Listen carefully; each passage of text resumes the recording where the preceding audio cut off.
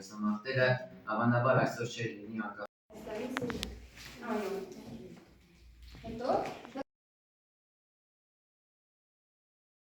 Եթանին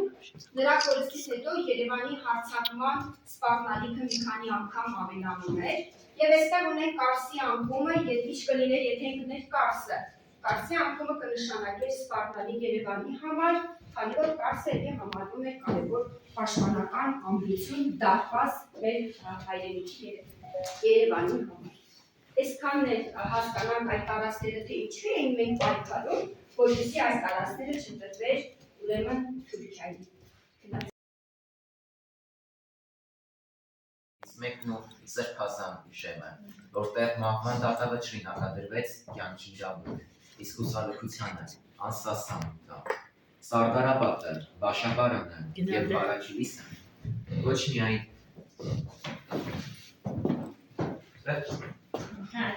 և Վարաքիլիսը ոչ թե ինչ-որ հաղթանակներ էին պարզապես, այլ մեր ամբողջ ժողովրդի վերջին, սակայն հաղթական շունչը, և թվում էր, թե ամեն ինչ կորած է։ Այդ օրերին հայ զինվորն ու կամավորականը, գյուղացին ու մտավորականը կանգնեցին մեկ խրամատում ոչ թե միայն հողի մի պատառ պահելու, այլ ամբողջ մի ժողովրդի ամեն ինչ գործելու է իսկա, այլևս չի լինի ոչ հայ, ոչ հայի հայրենիք։ Ուսամարտերը հավանաբար այսօր չէր լինի անկախ ամեն ինչ գործելու է իսկա, այլևս չի լինի ոչ հայ, ոչ հայի հայրենիք։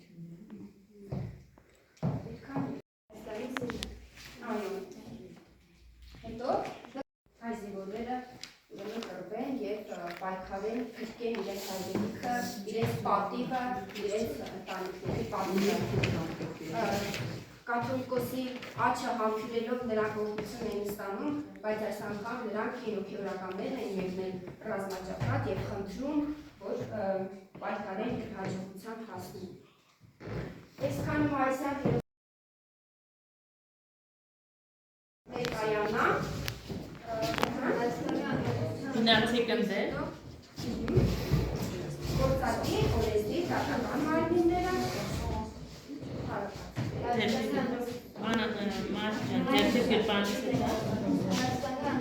Հայաստանի առաջին հանրապետության հռչակումից հետո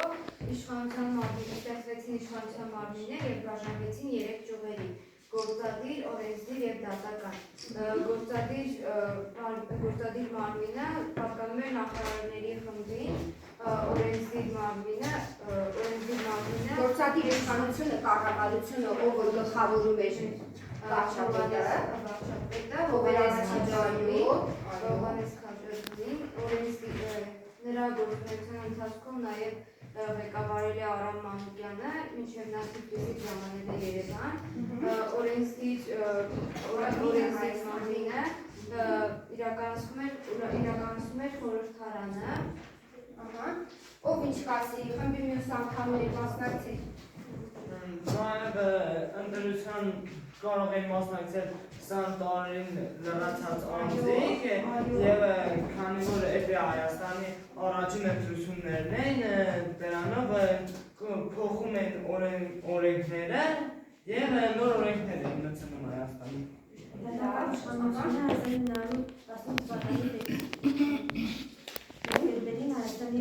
Հայաստանի կողմով ընդդիմում է դատական իշխանությունը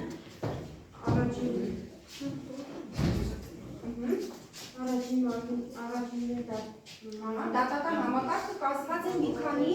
մարմիններից, ճիշտ է, առաջին տեղում միանձնյա աշտարակ դատավոր, շրջանային երկրորդ շրջանային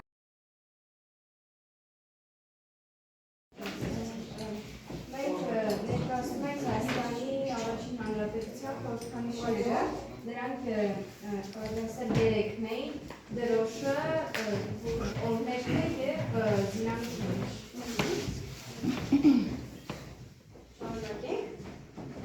Մենք այսօր կհասնենք բացակայությունները, ծաղրում ունենք բացակայությունները։ Հայաստանի դրոշ, Հայաստանի պետական խորհրդանիշներից մեկը այն սահմանված է Հայաստանի Սահմանադրության եւ դրոշի մասին օրենքով։ Կազմված է կարմիր կապույտ Կանաչակույն քույրներից վերևից ներկայությունական ավասարաչափ շերտերով, տանքի և երկայնքի քույրերի ներկու արագությամբ։ Հետո Հետո ներկայացնենք նրա զինանշանը, ինչպես տեսնում եք զինանշանի գերոր Արարատ լեռը Հայաստանի գլխավոր խորհրդանիշներից է նրա վրա պատկերված նաև կապանը, քանի որ ստավորիքի բաղավներ կանգնել Արարատ լեռան վրա։ 4 կողմերում տեսնում ենք հայոց անկախ 4 թագավորությունները, Արտաշեսյաններ, Արշակունիներ, Բագրատունիներ և Ռուբինյաններ։ Ինչպես նաև առույցի ակտիվը ավելի մեծապատկերված, նրանք խորհրդանշում են ազնվություն, հզորություն, արդարություն և մեր բոլոր թագավորությունների ներքում նրանք գլխավոր խորհրդանիշներ են։ Զինանշանի ներքևում կարող են տեսնել երկու կարևոր նշան, որոնք ես բանի չեմ ներվում, ես նկարել եմ։ Առաջինը թուրը առաջինը կոտրված շղթան, Հայաստանի հայերի ազատատենչությունը ու պայքարի ոգին, թուրը հայերի ուժը, այստեղ ունենք նաև փայտը, որը մատնանշում է հայերի մտավորականությունը ու հզոր միտքը, հասկը հայերի աշխատասիրությունը, ջանասիրությունը։ Վահանի վրա կարող եք տեսնել գրկվող կարմիր կապույտ և ծիրանագույն գույները։ Դրանք Հայաստանի Հանրապետության դրոշի եռագույնի խորհրդանիշն են, ինչպես նաև այդ գույները բավականին հաճախ գրկվում էին նաև Հայաստանի մյուս թագավորությունների զինանշանների և դրոշների վրա։ Նաև շատ են ոսկեգույն և արծաթագույն գույները, որոնցով որ պատկերված են մեր առյուծն ու արծիվը։ Եվ երրորդ Մեկն ու սրբազան շեմը, որտեղ մահվան դատավճռին հակադրվեց կյանքի իրավունք, իսկ հուսալքությանը անսասան տա։ Սարդարապատը, Բաշաբարանը և Բարաքիլիսը ոչ միայն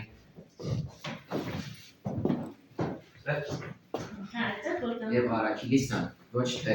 ինչ-որ հաղթանակներ են պարզապես, այլ մեր ամբողջ ժողովրդի վերջին, սակայն հաղթական շունչը, և թվում էր, թե ամեն ինչ կորած է։ Այդ օրերին հայ զինվորն ու կամավորականը, գյուղացին ու մտավորականը կանգնեցին մեկ խրամատում ոչ թե միայն հողի մի պատառ պահելու, այլ ամբողջ մի ժողովրդի գոյության։ Մենք այսօր ներկայացրել ենք Հայաստանի առաջին հանրապետության բանակը, բանակի ձևավորումը և կառուցվածքը։ Հայաստանի առաջին հանրապետության բանակը խաղաց շատ պաշտպանական դեր, որովհետև չնայած որ ռեսուրսները շատ վայր էին և չկար զինամթեր, սահմանափակված էր, մնացածը ներկայացնել մեր մասնակիցները։ Այստեղ առաջին հայկական կորպուսի ստեղծումը պատկերել ենք նկարներով, առաջին նկարում տեսնում ենք, որ հայ կամավորները, որոնց օրհնում է Պարտովի Կոստի Էվորիոնը 1918 թվականների ընթացքում, այս երկրորդ նկարում զինվորներն են սիրված, որոնք ավանդական հանդերձանքով անհատ անտեսնալից 1915 թվականին այս նկարում պատկերված է և հայկական ռազմական համագործակցության քաղաքային սցենարում 1919 թվականից մինչև 1920 թվականների ժամանակաշրջանում այստեղ Հարավի հայ պաշտպանների զինվորականներն են զենքերով, որոնք մոտավորապես 1918 թվականից մինչև 1920 ժամանակահատվածում հանդես են եկել։ Դավիթ ջան, ինչ կարող ես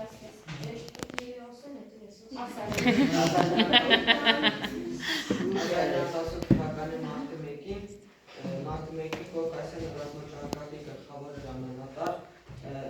Բենսկին գեներալ Թոմաս Նազարյանը ուղարկվեց հեռագիր, որով հայտարարվեց հայկական առանձին կորպուսի ստեղծման մասին։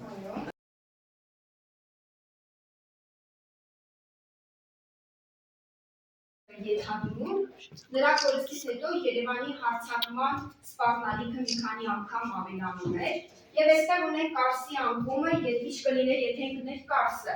Կարսի անկումը կնշանակեր սպառնալիք Երևանի համար, քանի որ Կարսը էլի համարվում է կարևոր պաշտպանական ամրություն դարպաս մեր հայրենիքի